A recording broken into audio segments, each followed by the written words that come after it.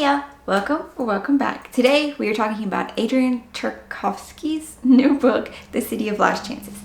This comes out on December 8th, so tomorrow, and a huge thank you to NetGalley for letting me get this early so I could tell you guys about this book, because it is a little bit of a complicated book.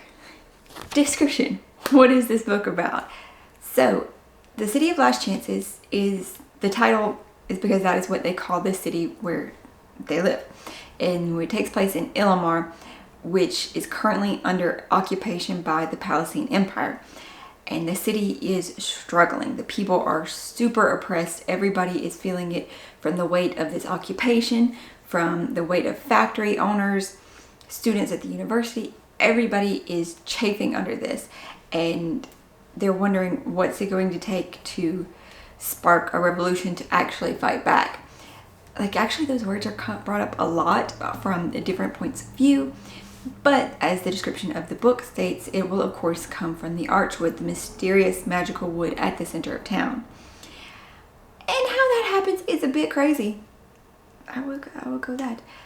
But Ilamar is the city of last chances because of this magical wood that is a portal to another place. So people come here looking for hope to be able to escape what is wrong with the world. And it's not easy. It is definitely not easy. So that is their last chance to escape into this other place. And we'll get into that. We will get into that. The way this book is structured is you're pretty much seeing through a different character's eyes every chapter. You do have your main 6 or 7 characters though, that it takes a while to work out which ones those are, because you are jumping person to person to person. So the structure of this book, while lots of books do that and stuff, it's just the structure of it made it a little hard to kind of connect into the story, or at least to those characters. I don't know, at least for me. Like I said, this is a very kind of complicated book because of how it's structured with these jumps, and it takes a very long time before you actually have a chapter where you're repeating a character's point of view. You start with one, and the next chapter we see from a different person who is not exactly connected to that first one, except that you just heard something about it, and you also go back in time a little bit, as it is even titled, you know, so-and-so's last moments. Last hours? I think it's last hours. But chapter 2 event is kind of what really kicked off the big drama of the book. And then chapter 3 is where you are introduced to the majority of your characters. And you see how they're connected. And from there, that's how you branch off. Like, these people were all connected to each other. They were all in this place as something was happening to that character from chapter 2. And now you know that all of your characters were involved in this illicit game, pretty much. It's like gambling, but it's done with tiles. It was explained a little bit, but still, moving on. So most of your characters were participants of this game and connected to it in that way. However, you will still get chapters of people that are vaguely connected to one of those people, except for one character later on. Well, when you first meet him, you see no connection between him and any of the characters at that table. Later, though, he does go to have a meeting with the noble lady that was at that table. Yes. And the author is not afraid of killing off these characters. Yeah, that's a spoiler, whatever. But don't think just because it becomes a mainish character that they are safe through the whole book. Just gonna leave that there. These main characters have a range of ages, a range of backgrounds. I will say, though, for all of the characters we looked through, there wasn't really any middle class person. Not really. Like your average working person. The closest one we got was Blackman, because he does have his own pawn shop, so you see that like working layer of he owns his own shop and deals with customers and people like that, but not your average working person within the city like that, because Blackmane is an immigrant, so he is looked down on. All of his people are looked down on for being a plague on the city, and because they brought these magics into the city. So that's why I wouldn't say that he's your ordinary Ilmarian middle class. And then you get a university master, a university student, which, dear God, how her naivety,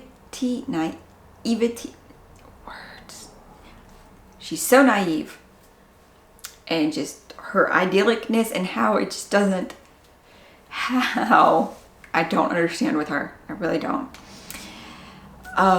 Blackmane, who's a pawnbroker, and the immigrant. The noble lady at the table, who everybody just believes is a drunken layabout, but she's really like the head of her house and everything, and running the rebellion. Oh, the gangster character who works for the crime families, which are called lodges. Oh, and your poor kid who just kind of gets the short end of the stick from his own stupid decisions, realistically, but he was in over his head, and he just did not make right decisions. And he was also one of the people who caused all the drama of the book because of his type of decision that he did, and what happened, and the consequences followed him and everybody else through the whole book. Okay, let's move on from the characters, though, because that was a lot, I'm sure, and I possibly lost you there in it. The world that this book takes place in, like, you don't get the world building much in this, because it is very much within this one city, and so you don't get the outside look at the world. You don't get a whole lot of the history of the city, except for some bad. No, maybe sometimes you do. As I said, though, this book all takes place in Ilmar, and so you get told about the city's history in some bits, how it has been there for centuries, thousands of years, and it does have the archwood at kind of the center outskirts.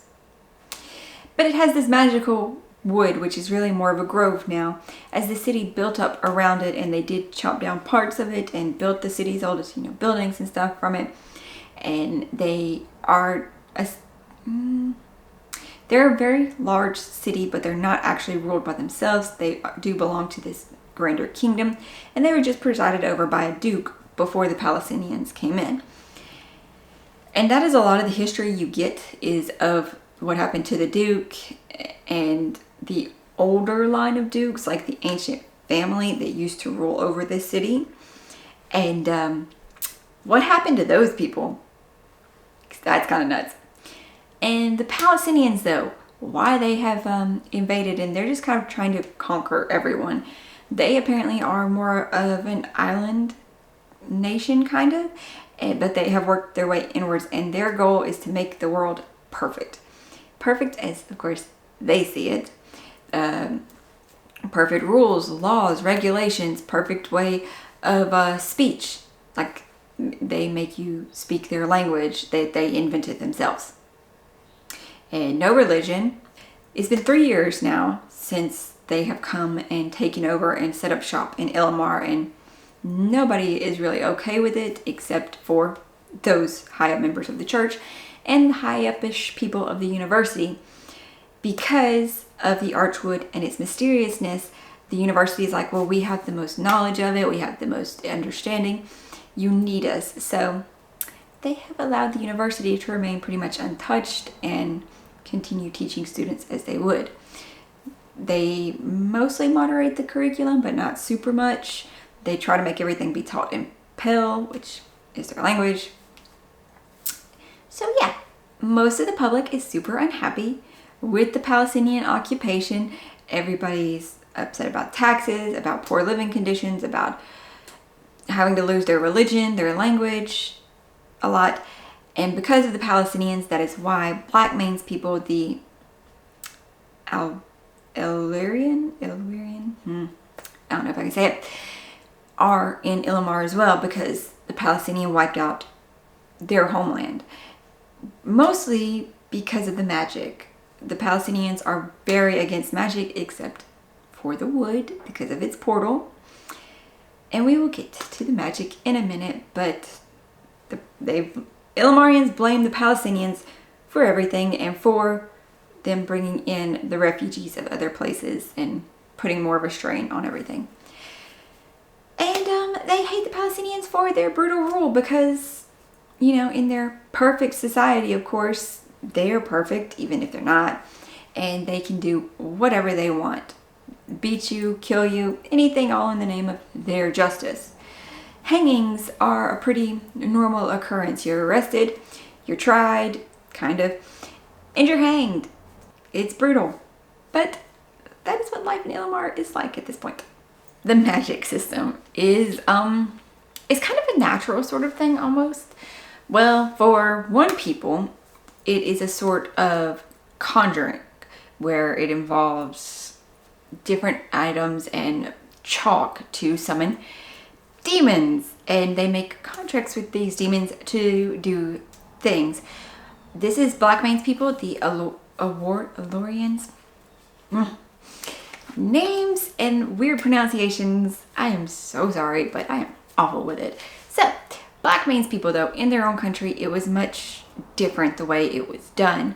It was more a spiritual sort of thing. Like I said, he's a pawnbroker here, but he was a spiritual, high up leader dude in their own country. He was very looked up to because he was quite powerful. Now, though, in Ilmar, where people looked at them sideways for being magical, they have had to, unfortunately, turn their powers into something a bit more perverse. They use these conjurings to make circle houses, which is kind of like brothels, except with, demons. And a lot of people seem to enjoy that and also look down on it at the same time. Double standard. Another thing, though, that with the invention of industry and such, they have also found another use for demons in that, to use for manual labor to power machines to keep factories running. So factory owners have changed now to hiring these sorceresses, peoples, to make infernal contracts with the kings below, they call them, of the demon realm, to provide labor force for their factories for certain amounts of time. So that does play a part in the book at one point, as you see the demons in the factory, and like one of them actually breaks their circle wardings, and like she has a conversation with him, and he's like, I am not one of their slaves. I was an artist. I am not supposed to be here. And most unfortunately, she's like, she can't do much to help him, and ends up binding him back to where he belongs, in their factory. Which, you feel really bad for him, because you're like, okay, their people are forcing slavery on the demons too, and we're kind of slaving the demons to provide brute force labor for all these factories. Which, it's like 16 factories and like 20 or so demons powering machines per factory, as well as the human workers who do like the normal tasks of feeding stuff into the machines. The other sort of magic is only briefly talked about. It comes from another type of people, and that is it looks like divinity. It does. And this is actually another city-state country where they have achieved perfection. So these people really look down on the Pell for trying to get it to what, to rip off the perfection that, they have. They're like, what they're doing is not perfection.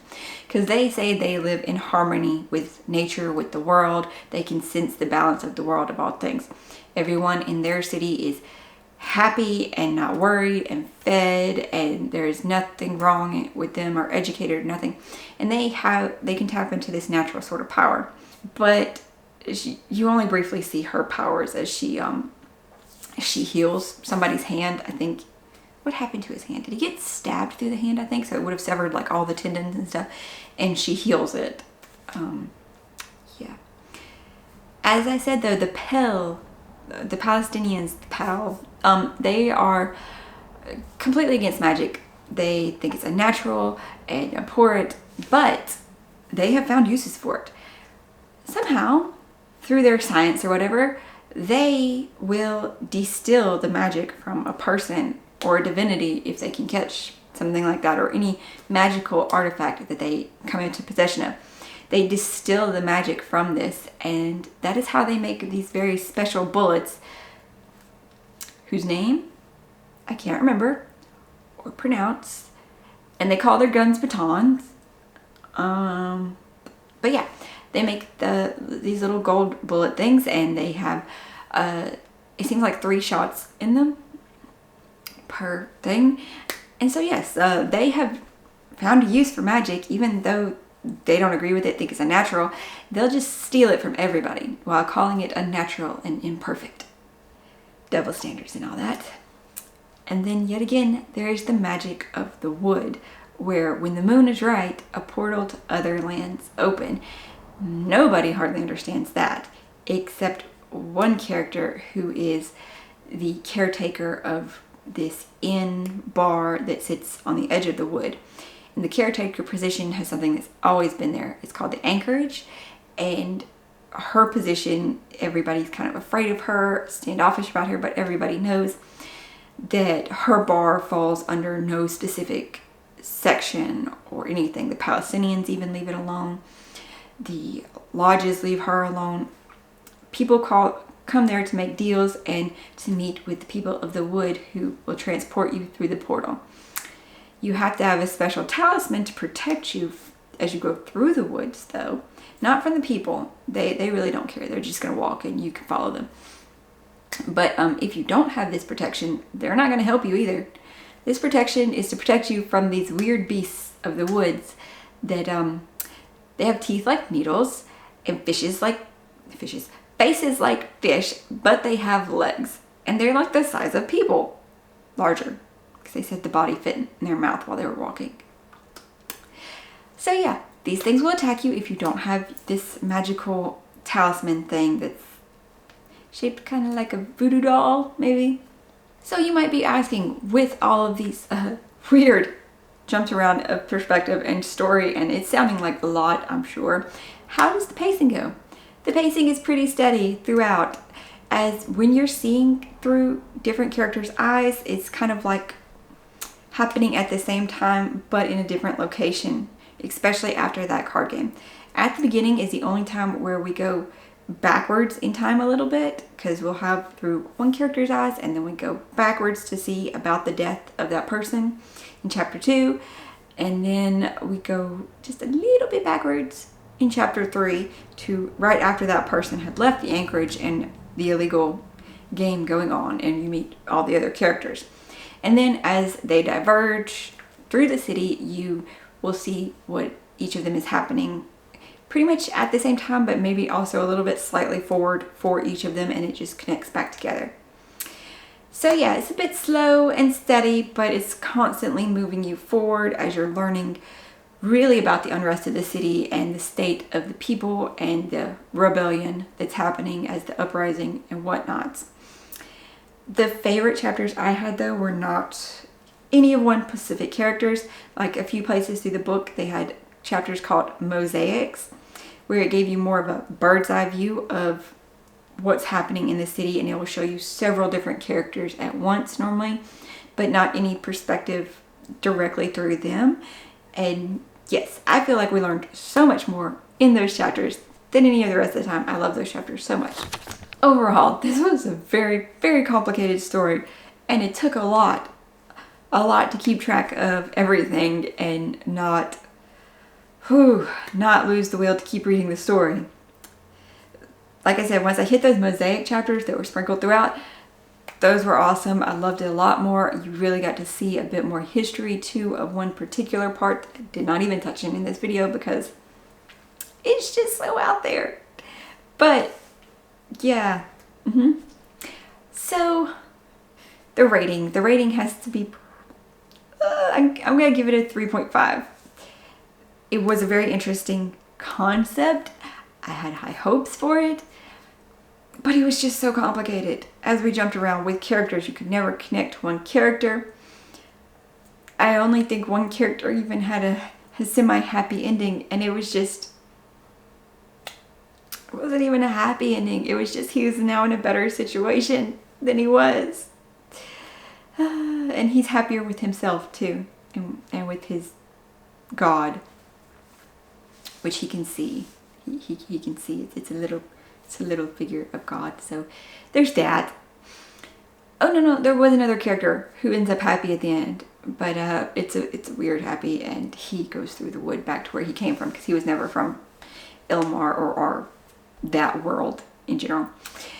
So yeah, could never really connect with any of the characters. The story played out in a not happy but super kind of realistic way at the same time. It was kind of interesting though, I will give it that. So if you are up for a politically intense tale, because there was a lot of politicking and a lot of rules and layering and different societal aspects and stuff through this, with sprinklings of magic and insanity. Yep, there was that too. And just looking into the different types of people of the world, the different emotions and layers and internal machinations of people. That's what this book did. It looked at the different layers of society and different layers of people and the different types of people, and how everybody's story can kind of lead into this giant event and the parts people played within this event. That's what happened here. Yeah. So The City of Last Chances comes out on December 8th, probably tomorrow from when this was filmed. And if this has at all sounded interesting, I do encourage you to check it out, because it was a tale. It was that. I wonder how the audiobook is going to be done. Maybe they'll do it with different voices, maybe different actors. I don't know. That might be interesting to check out, because that could really give it a different layering as well. I don't know. Hopefully this review though has not been too confusing. Hopefully I broke it down okay, that if you are interested in checking it out, you can understand this more complicated tale better. I have other reviews for you guys to peruse, check out, unboxings, and general bookish stuff. As I said earlier, maybe you saw my December TBR video. It does have a giveaway announcement in it, so if you're interested in that, please go check out that video as well. I hope you guys are finding something awesome to read today, and I will see you in the next one. Bye!